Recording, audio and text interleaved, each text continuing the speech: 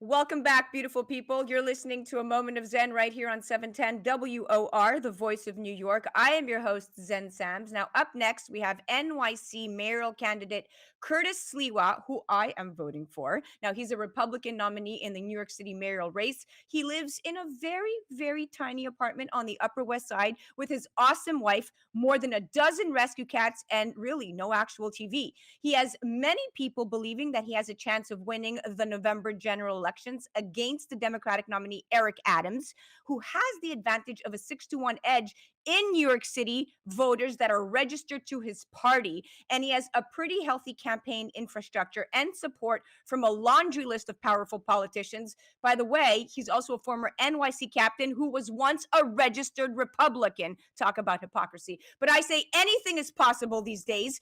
Curtis's greatest advantage is the simple fact that he has weaved himself into the city's cultural fabric through decades, and I mean decades, across radio and TV platforms. His campaign is focused on supporting cops and rescuing animals, and I'm all for that.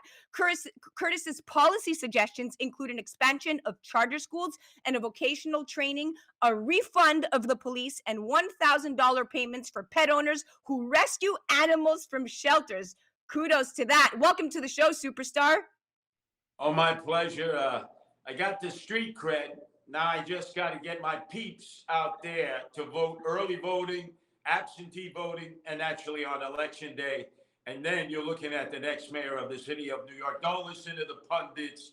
Don't listen to the so-called experts. They've been wrong before, and they'll be wrong about Curtis Sliwa.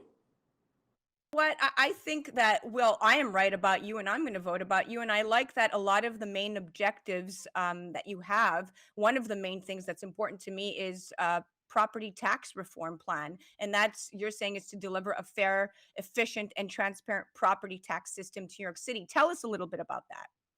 Well, number one, remember 50% of our bloated budget. We're now at $100 billion thanks to Comrade Bill de Blasio spending our money, our tax dollars, like a drunken sailor. But 50% of that, so let's estimate about $50 billion, comes from property taxes. So we've seen millions of commercial space that's not used. So that means a lot of commercial buildings are going to be in distress, never mind residential buildings themselves that are in danger of being distressed because nobody's paying rent. And now you say to yourself, how are we going to keep these landlords whole? Well, number one, we don't want people to continue to flee to Florida, Georgia, North Carolina, South Carolina, Virginia, Texas, Tennessee. I know some of your listeners, they're leaning in that direction. They got one foot out the door. If they're 65 or older, a senior citizen, and make $75,000 or less, they're not going to pay any property tax because I need them to stay in the neighborhoods they are. If they abandon ship, we're in double trouble. And then we need to freeze property tax for 2 years at the present rates, because if we try to raise it, which is what the Democrats want to do, we're just going to hasten the departure of other major corporations who've already realized they don't need to have a shingle in New York City. They can do business in Waterloo, Iowa. They can have a lot of their work repurposed into people's homes, as we've seen during the pandemic, at far less the cost and still get the same efficiency.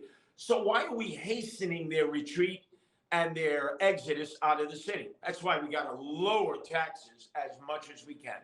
That makes a lot of sense. I mean, that's a bold move, but it sounds good to me. Now, you also want to restore, and this is important to moms, and this is important to a lot of people who are using our subway systems. You want to restore safety to our subways through the following actions, you say. Now, you want to add 4,500 uniformed and 500 undercover NYPD officers to patrol the subways, including MTA officers to combat, fare evasion and so on and so forth. I think this is a huge issue. I don't see Adams really addressing this. Talk to us about some of the statistics and really why the decline in people riding the subway has happened because of the lack of patrol. Well, it's mostly women, and women are the dominant members of our workforce now. So if women stay home, if women don't go out at night to bars and restaurants and enjoy the great nightlife of New York City, we are DOA, dead on arrival. And you have not only the emotionally disturbed persons, many of whom now live in the subways, roam the subways, are a danger to themselves and everyone else. You have homeless people. You have gangs who are going through car to car and slashing people as part of their orientation. But you also have pervs, gropers, sexual deviants. Now, they don't bother the men, so the men are oblivious to it. But they want to prove to women writers that they're not suffering from erectile dysfunction. I'll be succinct in describing that. Oh boy, that's true. That's true. Right. And as a result, women don't want to ride the system. So you got to have first a visual deterrent. 4,500 NYPD police officers in uniform needed, 500 undercover cops. That gives you a total of 5,000. But then Cuomo, before the lockdown, promised that he would assign 500 MTA police officers, those are state cops, to stop the fare evaders. Because fare evasion is in an epidemic proportion. People are not paying when they get on buses. They're not paying to go through turnstiles. We can't subsidize this system from Washington anymore. There won't be any more stimulus dollars coming our way. So we've got to get those 500 additional MTA police officers assigned to the turnstiles, as Cuomo promised. And then we can start getting back on track. But if we don't make for safe public transit, we're never going to economically recover. We can't have 24/7, 365 nightlife.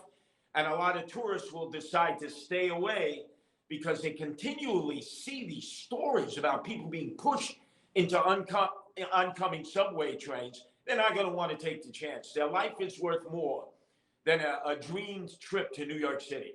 Yes, without a doubt. I mean, this is becoming a little bit scary for women to ride. I've, believe it or not, confessing, have stopped riding the subway. I don't ride the subway. In fact, I made a bold move to Norwood, New Jersey, which is in Bergen County, a nice 25-minute car ride away, because I lost faith in the system, especially de Blasio, who's, separate of being a clown, and the way that he has completely alienated, I don't know how many thousands and thousands of people, because his leadership is just, stinky, quite frankly, to put it in mild terms. But that's a separate conversation. I'm going to pivot to something that's actually really important to me, not de Blasio, but this Yeah. no kill NYC. Animals are just as vulnerable. They have no voice. Animals, senior citizens, and children. That's my weak spot. And as a city, like you said, touting itself as progressive, we have one of the least progressive animal shelters in New York City. And Los Angeles has no kill shelters already. And we should be, like you've said, following their model to create the same success here in NYC. Talk to us about this, because it is so important to get these animals out of these kill shelters. Well, we're a nation politically divided and we're a city politically divided. So you try to find those subject matters that actually bring people together. And I've discovered Trump supporters who love animals, Biden supporters who love animals, apolitical types, really not interested in politics. They love animals. AOC types love animals. Those who support radical, reactionary right-wing policies love animals. So you have this whole well of animal lovers. And then when you go to the taxpayers of New York City, and I tell them, do you know that if you surrender your animal to animal care and control, those are the shelters, that if they are not claimed within 72 hours, if they're not adopted by someone or a rescue group doesn't come and claim them, they're euthanized. People are shocked. 72 hours, animals are euthanized? Yeah, and it costs us millions of dollars each year.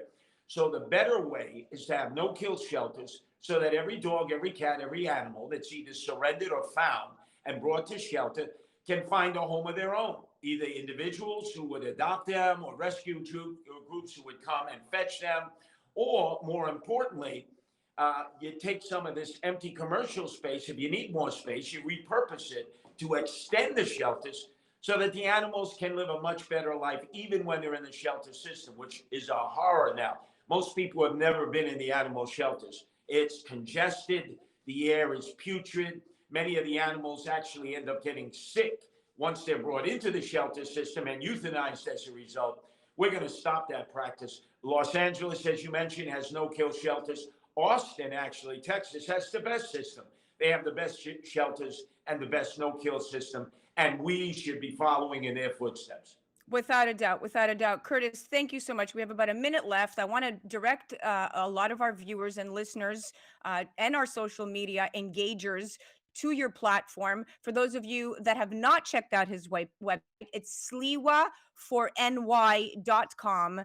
He is quite the awesome person, full of heart and soul, definitely in this campaign for the right reasons, not for political power, gain, momentum. You keep it as simple as you can, Curtis. You are the salt of the earth. Thank you so much for coming on the show. It was an honor speaking to you today. Oh, pleasure. And check my TikTok out. I'm the only political candidate who has tens of thousands of followers on TikTok. I didn't even know that. I will definitely check you out. Check out Curtis Sliwa on TikTok. Thank you so much for joining, my friend. You are listening to A Moment of Zen right here on 710 WOR, the voice of New York. I am your host, Zen Sams. We'll be right back after this. That was Curtis Sliwa.